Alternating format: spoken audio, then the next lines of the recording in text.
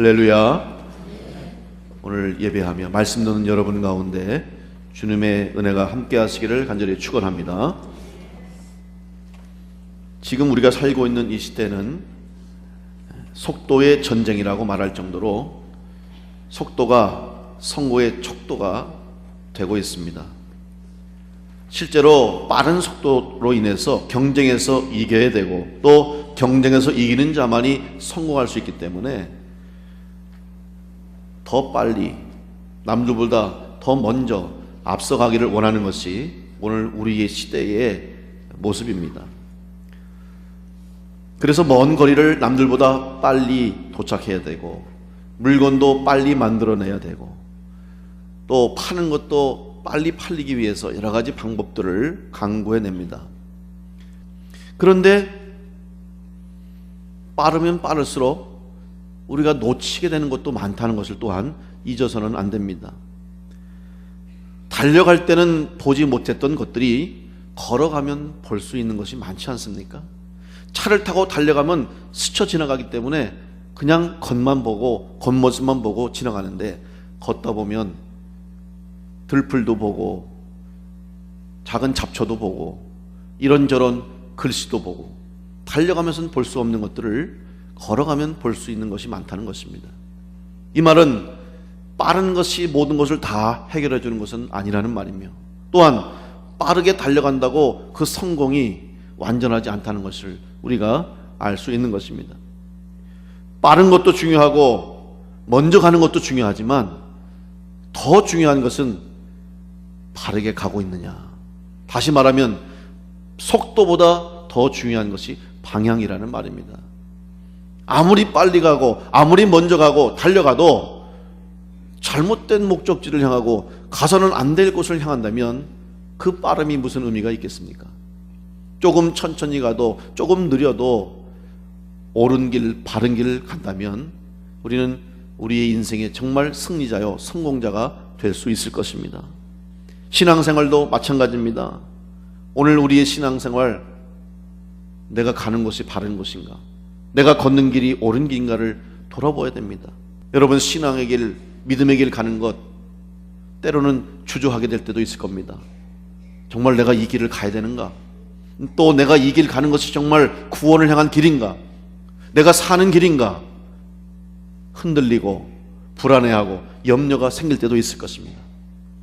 그러나 그때에도 믿음을 가진 자가 되고 분명한 신앙의 목적지와 목표를 확인하게 되면 우리는 이 길을 흔들림 없이 마지막까지 걸어가게 될 줄로 믿습니다. 여러분의 길을, 주님이 주신 이 생명의 길을 끝까지 걸어갈 수 있는 믿음의 성도들이 되시기를 간절히 축원합니다. 그렇다면 이 믿음의 길을 어떻게 끝까지 걸어갈 수 있느냐, 중간에 내가 어떻게 이 길을 확신할 수 있느냐, 그러기 위해서 우리는 내가 가는 이 방향이 옳은지 그른지를 판단하고 점검하기 위해서 신앙의 영적 나침반을 필요로 한다는 것입니다. 여러분, 나침반의 목적이, 나침반의 사용 용도가 무엇입니까? 방향을 알아보는 겁니다. 내가 가는 방향이 맞는지, 내가 서 있는 방향이 어느 곳을 향해 서 있는지 알기 위해서 나침반을 이용합니다. 근데 나침반의 특성이 바로 남과 북을 향해서 항상 이 나침반의 방향 지시계가 알려주는 거예요. 바늘이 항상 남북을 향하게 되어 있습니다. 그 원리가 무엇입니까? 그것은 우리 눈에는 보이지 않지만 지금 이 지구에 자기장의 흐름이 있는 겁니다. 북쪽에서 나오는 S극, 남쪽에서 나오는 N극에서 자기장이 계속 돌고 있어요.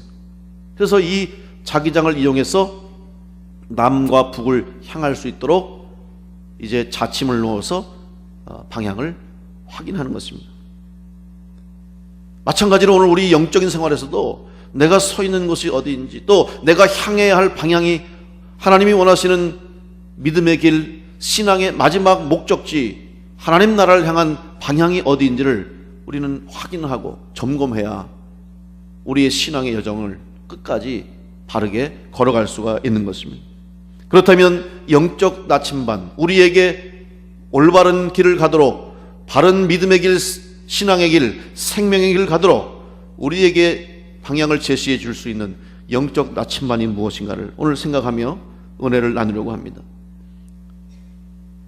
첫 번째 영적 나침반은 변하지 않는 진리가 되는 성경 말씀입니다.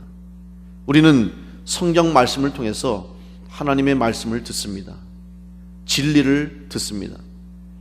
성경은 바로 하나님의 말씀입니다. 하나님은 성경을 통해서, 말씀을 통해서 우리에게 걸어가야 할 믿음의 길, 생명의 길, 구원의 길을 제시해 주고 있습니다. 그리고 성경을 통해서 우리를 구원하시기 위한 하나님의 뜻과 계획과 섭리를 우리에게 알려주시고 약속하신 그 약속이 성취될 수 있음을 계시해 주고 있습니다.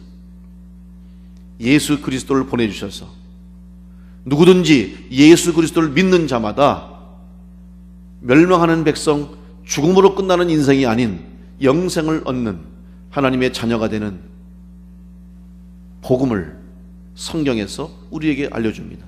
그리고 예수 믿는 성도는 구원을 얻을 뿐만 아니라 예수님께서 사망 권세 이기시고 부활하신 것처럼 우리도 영원한 생명을 누릴 수 있는 천국의 백성이 될 수 있음을 또한 우리에게 알려주고 있습니다. 그래서 우리는 성경을 통해서 구원을 알게 되고 깨닫게 되고 구원받은 성도의 삶을 살 수가 있는 것입니다. 반드시 성경만이 복음을 제시해 줄 수 있습니다. 성경 외에는 하나님의 구원에 대한 이야기를 해주고 있지 않습니다. 그래서 우리는 성경을 알아야 되고 배워야 되고 성경을 읽어야 영원한 생명의 길을 가는 방향을 찾게 되는 것입니다. 오늘 본문 26절에서도 사도 바울은 고백합니다. 그러므로 나는 다름질하기를 향방 없는 것 같지 아니하고 싸우기를 허공을 치는 것 같지 아니한다 그랬습니다. 다름질하는데 향방이 있어야 된다는 말입니다. 향방은 방향 아닙니까? 달리는 선수, 육상 선수, 달리기를 하는 사람이 달려야 할 목적지를 놓고 달려야 상을 얻고 달려야 꼬린 지점에 도착할 수 있는데, 내가 달려야 할 곳을 정하지 않으면 우왕좌왕 헤매고 방황하다 기운 다 빠지고 아무것도 얻지 못합니다. 엉뚱한 곳으로 달려가면 상 받지 못합니다. 여러분, 지금 우리가 달리는 곳은 어디입니까? 여러분이 지금 달려가는 곳이 어디입니까? 방향을 바로 잡아야 됩니다. 목표를 세워야 됩니다. 그래서 목표가 있는 사람만이 그 달려가는 과정 속에 힘들고 지치고 어려워도 그 모든 힘든 과정을 이겨내고 견디고 통과해서 꼬린 지점까지 들어갈 수가 있는 것입니다. 그러면 그리스도인으로서 성경에서 구원의 길을 향해 가는 성도에게 영적 생활에서 과연 가져야 할 구체적인 목표가 무엇인가, 성경에서 알려주는 구체적인 목표를 생각해 보려고 합니다. 크게 두 가지를 생각합니다. 성경을 통해서 우리의 인생 신앙생활 목표를 향할 때 과연 구체적인 목표를 무엇으로 정해야 할 것인가? 첫째는 하나님의 영광을 위하여 목표를 정해야 된다고 했습니다. 하나님의 영광을 위하여 사는 것이 오늘 우리의 삶의 목적이 되는 것입니다. 주님께서도 이 땅에 오셔서 하나님의 뜻을 이루고 구원의 사역을 완성하시기 위해서 하나님의 영광을 위해서 십자가의 길을 가셨습니다. 오직 하나님의 영광을 위한 길이었습니다. 그리고 주님을 따라서 제자들과 주님 믿는 모든 성도들, 교회의 성도들이 지금까지 교회 역사와 기독교 역사, 신앙 역사에서 수많은 희생과 순교자의 피와 눈물과 희생이 있을 수 있는 이유가 뭐냐? 바로 하나님의 영광을 위해서 그 길을 갔던 것입니다. 죽어도 주를 위해 죽고 살아도 주를 위해 살겠다는 고백이 바로 하나님의 영광을 위해 살겠다는 신앙의 고백이 된 것입니다. 고린도전서 10장 31절에 사도 바울은 말합니다. 그런즉 너희가 먹든지 마시든지 무엇을 하든지 다 하나님의 영광을 위하여 하라. 오늘 우리 성도된 우리들 역시 우리들의 모든 삶의 최종 목적은 바로 하나님의 영광을 위한 삶이 되어야 할 줄로 믿습니다. 여러분의 일을 통해서, 여러분의 직업과 여러분의 사업과 여러분의 생의 목적과 목표를 통해서 그것을 이름으로 먼저 하나님께 영광 돌리는 성도들이 되시기를 간절히 축원합니다. 그것이 바로 하나님이 원하시는 일이고 하나님이 기대하시는 일입니다. 그런데 우리는 하나님의 영광을 위한다고 하면서 믿음의 길 가다가 잘못된 길로 가는 경우가 있습니다. 그것은 바로 하나님의 영광을 가리는 것입니다. 하나님의 영광을 가로채는 일입니다. 우리의 이름을 높이다 보니 내 이름을 높이고 내 영광을 받으려고 하다 보면 하나님의 영광을 가릴 수가 있다는 거예요. 이거는 성도가 저지를 수 있는 가장 큰 실수 중에 하나가 될 수밖에 없습니다. 혹여라도 근데 나도 모르는 사이에 우리는 우리의 본능이 자기를 알아주길 원하고 자기를 드러내기를 원하는 것이 우리 사람의 본능이요 본성이기 때문에 남들보다 더 많이 이름이 알려지고 남들보다 더 높은 자리에 오르게 되고 남들에게 없는 것을 갖게 되고 남들보다 더 많은 것을 누리게 되면 종종 이런 실수를 할 수가 있는 것입니다.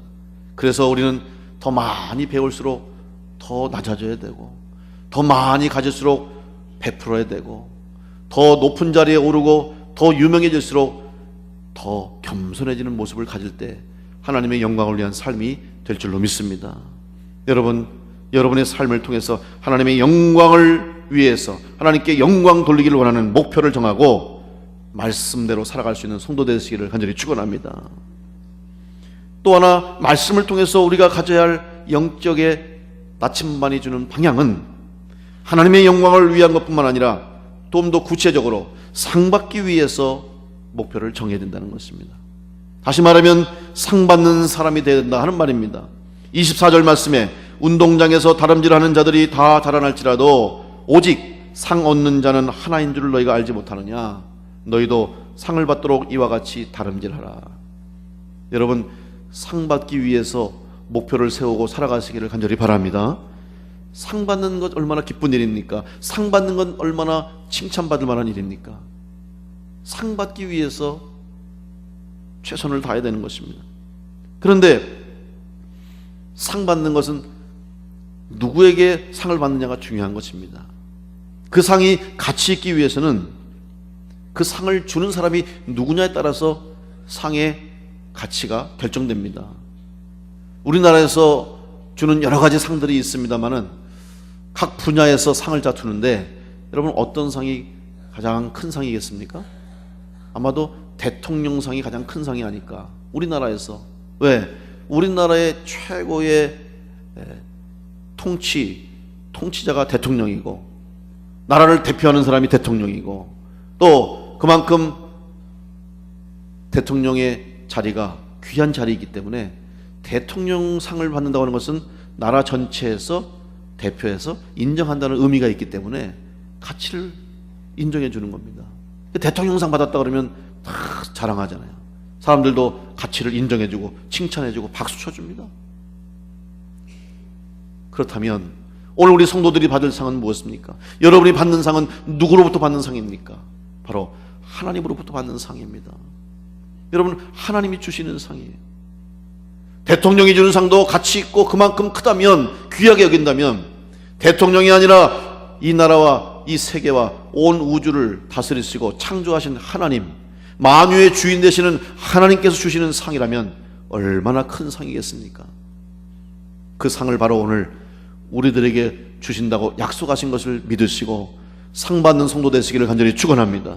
또한 그 상 받기 위해서 목표를 정하고 끝까지 달려가는 믿음의 성도들 되시기를 간절히 바랍니다. 이 상을 받을 생각하면 가슴이 벅차야 되는 거예요. 그리고 이 상을 받을 생각하면 지금 힘들어도 어려워도 참고 견뎌낼 수 있습니다. 올림픽에 참가한 선수들은 태능 선수촌에서 국가대표라고 하는 그 자부심을 가지고 먹을 것도 먹지 못하고 마음대로 생동하지 못하고 마음대로 누리지 못하고 그냥 훈련하고 오직 금메달을 향해서, 올림픽 메달을 향해서 모든 걸 희생하지 않습니까?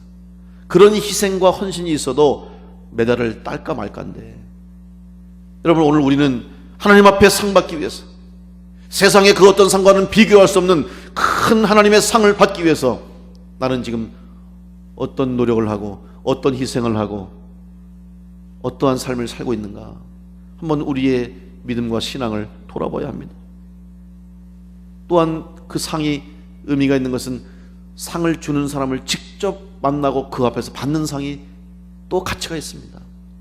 여러분, 대통령상 받아도 직접 청와대에 불려가서 상 받는다면 얼마나 칭찬하고 사람들이 얼마나 좋아하겠습니까? 자랑하겠습니까?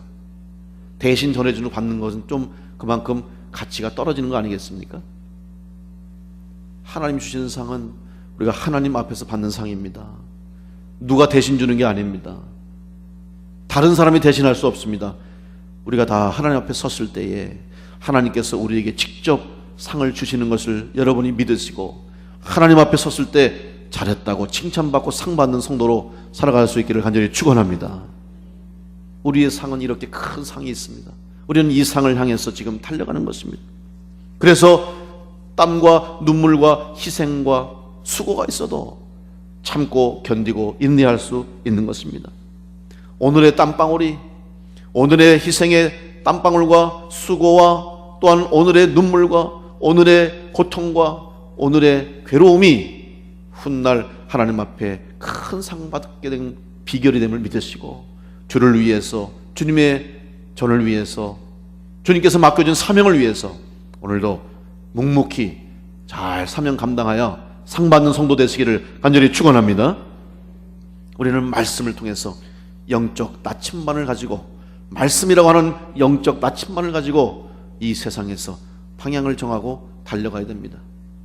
또 하나의 영적 나침반이 있습니다. 그것은 바로 성령 충만함입니다.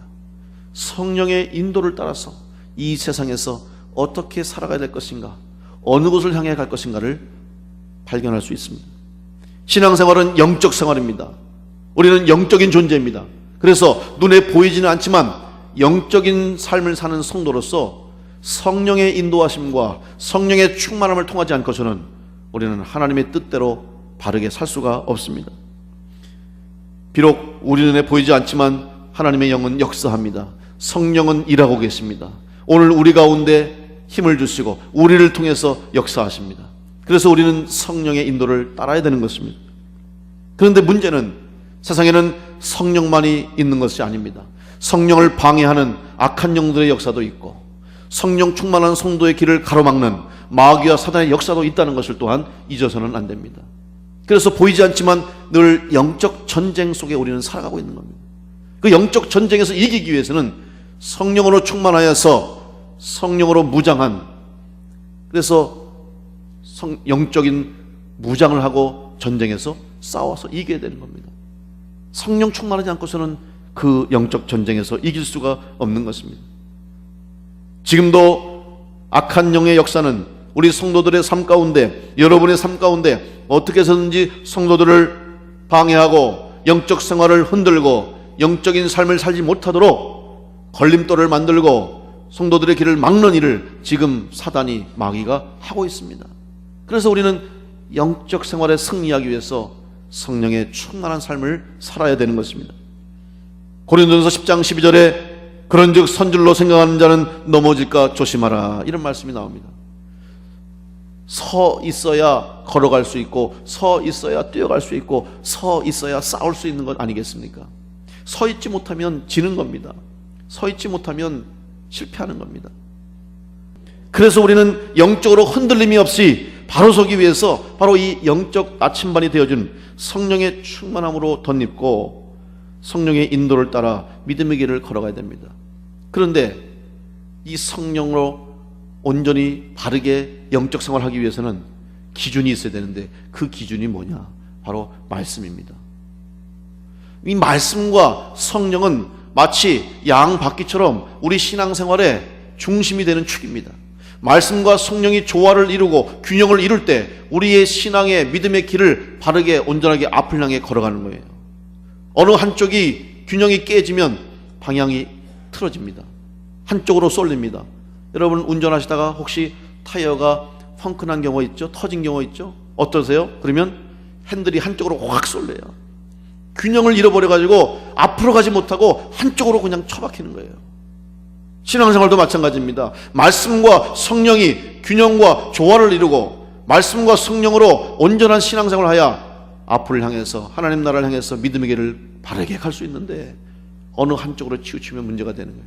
여러분, 말씀을 바르게 깨닫고 말씀 속에 주시는 하나님의 말씀, 하나님께 주시는 계시, 하나님의 뜻을 바로 알기 위해서는 성령의 감동 감화 받고 성령으로 말씀을 해석할 때 온전한 말씀을 깨닫게 되는 거예요. 말씀은 성령의 감동으로 쓰여졌잖아요. 그래서 이 말씀을 성령 충만한 사람들에 의해서 해석되고 성령 충만한 가운데 읽고 배워야 온전히 하나님의 뜻을 깨닫는 거예요. 성령이 아닌 악한 영과 마귀와 사단의 영으로 말씀을 보면 이것이 바로 이단이 되는 거예요. 이것이 바로 거짓 선지자가 되는 것이고 거짓 말씀이 되는 거예요. 예수 그리스도만이 하나님 통해서 구원 얻는 길이 되고 예수 그리스도만이 진리인데 성령의 충만함 받지 않은 사람이 해석하면 예수님 대신 사람의 이름을 집어넣는 거예요. 그래서 예수님이 아닌 아무개가 보혜사가 되고 예수님이 아닌 아무개가 구세주가 되고 예수님이 아닌 아무개가 성령이 될 수 있다는 거죠. 왜 그랬습니까? 성령으로 말씀을 보지 못하기 때문에 이런 오류가 생기고 이런 실수가 생기는 거예요.